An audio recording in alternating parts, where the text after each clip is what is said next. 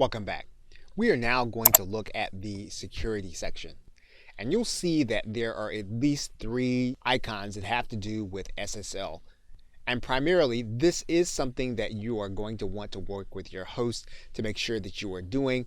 In some cases, you may not even see it inside of your cPanel.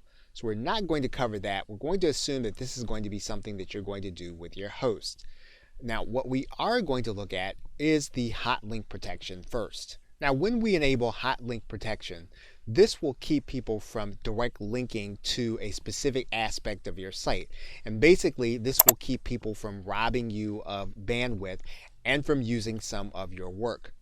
And all we'll need to do in order to make this happen is to click the Enable button. Once we do that, we're going to click Go Back. Now basically with Hotlink protection, we are going to allow direct linking with any file on our site with the exception of anything that we put in this dialog box. You'll notice here that there are primarily image files here. We can add in other extensions. Now one thing that we can do with our Hotlink protection is we can allow direct requests whenever you enter the URL of a particular image or part of the site. And once you check that box, you can put a URL here for a specific page where that request can go. Once you have all the changes that you want, then you can then click Submit. And then our protection is enabled.